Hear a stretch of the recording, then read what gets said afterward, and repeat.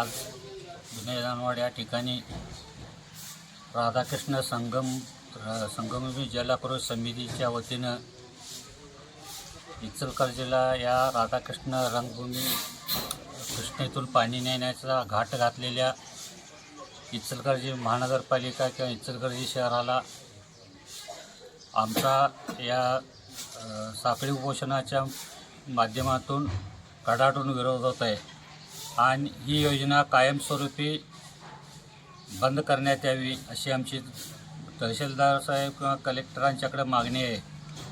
जर ह्या कृष्णा नदीतून जर इचलकरंजीला जर पाणी नेण्यात आलं तर त्या ठिकाणी दानवाड पंचक्रोशीतील काही कर्नाटकातील 5-6 गावे व टाकळी रद्रापूर राजापूर या सगळ्या गावांना फार मोठा उन्हाळ्यात या पाण्याचा तडाखा बसणार आहे. त्याशिवाय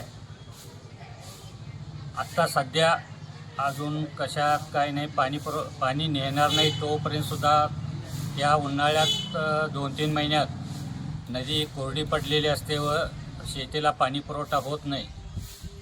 जर ह्या शेतीला पाणी पुरवठा झाला नाही तर या शेतकऱ्यांची पिके येणार नाहीत आणि आपल्यावर जर इचलकरंजीला पाणी गेलंच तर काही दुष्काळ भागात जी गावं आहेत त्या दुष्काळी भागाच्या यादीत आमची ही 7-8-10 गावंसुद्धा दुष्काळी भाग म्हणून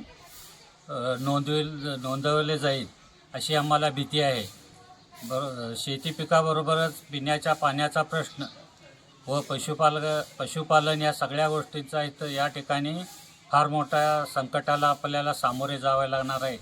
त्यासाठी ही योजना कायमस्वरूपी रद्द व्हावी अशी आमची प्रमुख मागणी आहे. आज आंदोलनाचा साखळी उपोषण आंदोलनाचा 3रा दिवस असून या ठिकाणी आमच्या तालुक्यातील किंवा ह्याच्यातील काही प्रशासकीय अधिकारी किंवा लोकप्रतिनिधी कोणीही इकडे फिरकलेसुद्धा नाहीत. ही मोठी शोकांतिका आहे. शोकांतिका आहे. त्याचबरोबर त्यांनी ताबडतोब या ठिकाणी लक्ष द्यावं अशी आमची आग्रहाची मागणी आहे. आणि आपलं हे साखळी उपोषण हे असं ठोस आश्वासन दिल्याशिवाय किंवा लेखी आम्हाला हे दिल्याशिवाय आम्ही थांबणार नाही.